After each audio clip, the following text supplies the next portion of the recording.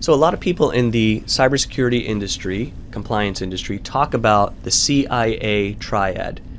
Now, of course, this doesn't mean the Central Intelligence Organization. That's not what it's talking about.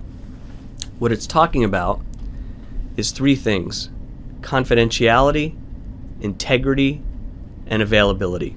Confidentiality, integrity, and availability. The CIA triad is referred to kind of in the biz as the cornerstone of security. This, from an organizational perspective, is what the purpose of cybersecurity is. Of course, you're managing risk, but how are you managing risk, and what are you trying to do? Confidentiality. Access to data is provided only to those who need the data. Integrity. The data is accurate and correct. And availability, the data is available to those who need it when they need it. Now, if you look at these three things, you can, and kind of look at them together, you can see that they potentially can be in tension with each other. So look at confidentiality and availability. Access provided only to those who need it. You're going to have to put restrictions on access. Availability, data is available to those who need it when they need it. The restrictions can't exceed the principle of availability. Similarly with integrity, the data is accurate and correct. Confidentiality, you're only going to provide data to those who need it. That means some portions of some databases might not be available to some people, but if they're not, then the data might not be totally accurate and totally correct. So the security function can't override the essential business functions for which the data is being used. Otherwise, security is kind of putting the cart before the horse, and you might be perfectly secure but have no business. So you have to really think about how all these things work together. All right, we also talk about the AAA triad. Here, we're talking about authentication, authorization, and accountability. So authentication, the user can prove who he or she is. Authorization is the level of authority, the level of information that the user can access. And accountability means that there's some record of what was accessed and by whom it was accessed. So you can see how these things kind of go together, and I think you can get at least the beginning of a sense of how they relate to the CIA triad. And I'm going to show you one more triad, and then I'll show you how the three triads actually work together. So the last triad is the PPT triad. Here we have policy, procedure, and training. So policy, general statements of managerial intent. Our network will be secure from external intrusions. That would be a policy statement. Very broad, very general statement, and it states, what the intent of management is. Procedure, the detailed steps to implement policy. So policy, our network will be secure from external intrusions. Procedure, we will implement firewalls, and we will inventory all devices. We will implement firewalls. We will ensure that there is antivirus software. Those specific bullet points or numbered points or whatever you want to call them under the policy are the procedure. And then you would have more detail about how you're going to ensure that this virus software gets pushed out to all desktops and so on. Training is obvious, right? Communicating the policies and communicating the procedures to users. So this brings us to the Triad of Triads. I love these kinds of diagrams. So the foundation is the CIA triad: confidentiality, integrity, and availability. Built upon that foundation are these other two triads of the AAA triad: authentication, authorization, and accountability, and policy, procedure, and training.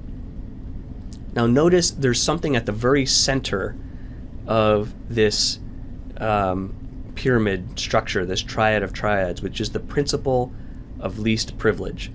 The principle of least privilege you can think of as kind of the fundamental principle that guides all of these three triads. And that fundamental principle is the notion that everyone can do everything they need to do and nothing more. Everyone can do everything they need to do and nothing more. So if you think about that phrase, I think you'll see how it relates to the ways in which we have to relate the different aspects of the CIA triad to each other. They relate to what the AAA triad is trying to do, and they relate to the kinds of things that have to be implemented under the PPT triad.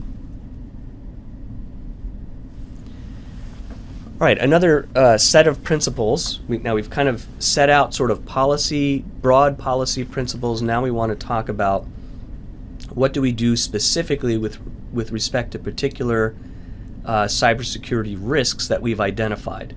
So as we look through the Triad of Triads, we said, one policy statement might be the network will be secured against external threats, external intrusions. Well, what are some principles that we might implement concerning that? And this is the PDR triad of prevent, detect, and respond. And I think you'll see these principles, relate very much to the NIST framework. The NIST framework maybe puts a little more meat on these bones, but these general risk management principles are certainly incorporated and brought into the NIST framework. And you'll also see, I think, these are not specific to cybersecurity. I mean, these are general risk management principles that can be applied across kind of any spectrum of risk. Think about it. You're facing any kind of risk. You want to try and prevent the risk from occurring. If it does occur, you want to detect it, that it occurred. And if you do detect that it occurred, you want to respond to it. All right, so prevent. You want to prevent what can be prevented. Of course, not everything can be prevented. Risk management is not absolute risk mitigation. It's called risk management.